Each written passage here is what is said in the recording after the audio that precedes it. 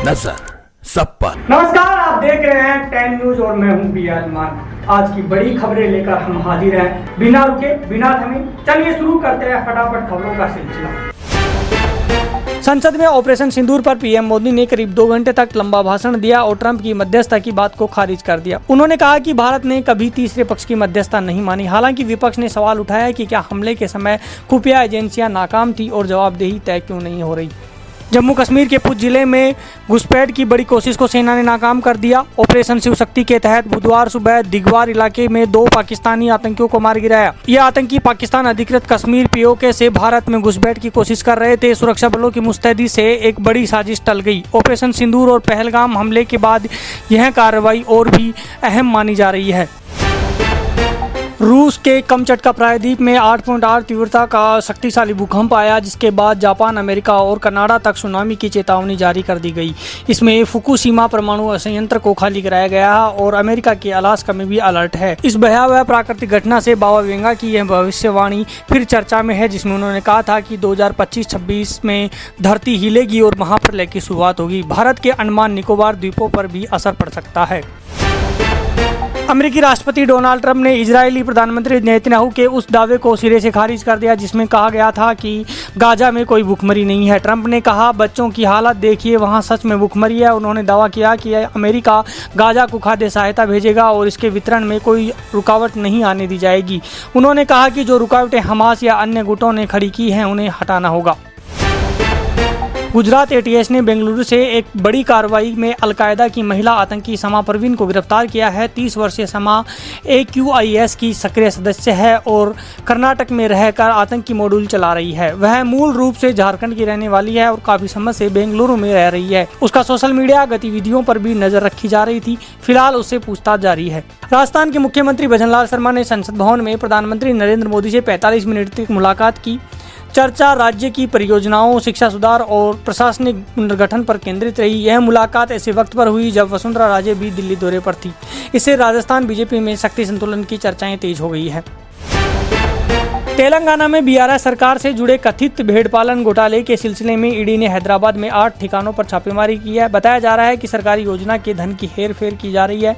छापे के दौरान कई अहम दस्तावेज बरामद हुए हैं और जांच जारी है। मध्य प्रदेश के इंदौर में एक ब्राह्मण युवक की शादी मुस्लिम महिला से करवा दी गई। महिला ने खुद को ब्राह्मण और कुंवारी बताया था, लेकिन शादी के बाद या अल्लाह जैसे शब्दों ने घर वालों को चौंका दिया। पूछताछ में पता चला कि दुल्हन पहले से शादीशुदा है और मुस्लिम है।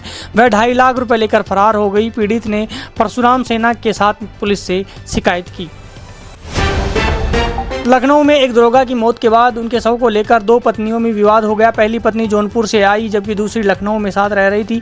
दोनों में खींचतान के बाद पुलिस को हस्तक्षेप करना पड़ा। आखिरकार शव को दरोगा के पिता को सौंपा गया और अंतिम संस्कार जौनपुर में किया गया। मामला सोशल मीडिया पर चर्चा का विषय बन गया है। बिहार में वोटर लिस्ट से जिंदा लोगों को मृत बताकर हटाने की खबरों पर सुप्रीम कोर्ट ने सख्ती दिखाई है। कोर्ट ने कहा कि यदि ऐसा बड़े पैमाने पर हुआ है तो हम हस्तक्षेप करेंगे। याचिकाकर्ताओं की ओर से कहा गया कि 65 लाख नाम हटाए गए हैं। कोर्ट ने राजनीतिक दलों से अपील की कि वे एनजीओ की तरह लोगों को जागरूक करें और उन्हें ड्राफ्ट लिस्ट में नाम चेक करने में मदद करें।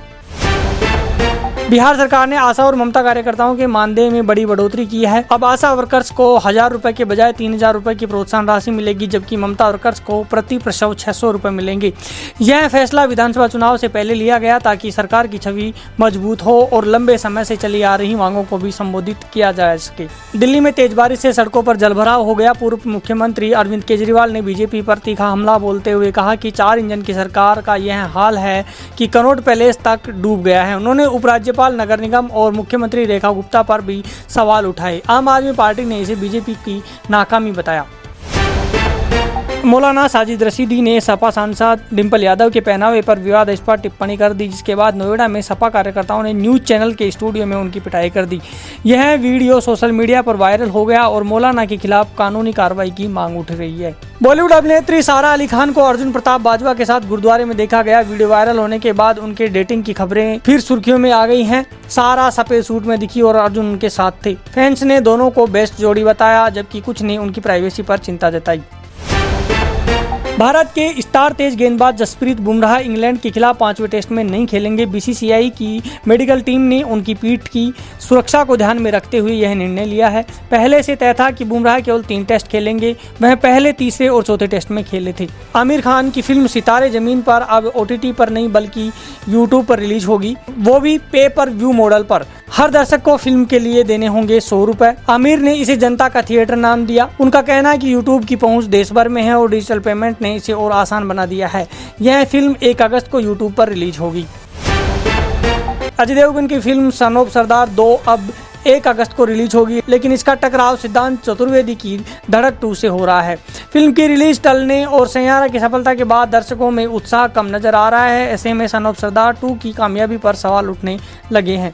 मोहित सूरी की फिल्म सैयारा ने बॉक्स ऑफिस पर जबरदस्त कमाई की है। डेब्यू स्टार अहाना पांडे की इस फिल्म ने पहले सप्ताह में 172.75 करोड़ और दूसरे सप्ताह में 200 करोड़ से ज्यादा का आंकड़ा पार कर लिया है। खासकर यंग जनरेशन के बीच फिल्म को भारी पसंद किया जा रहा है।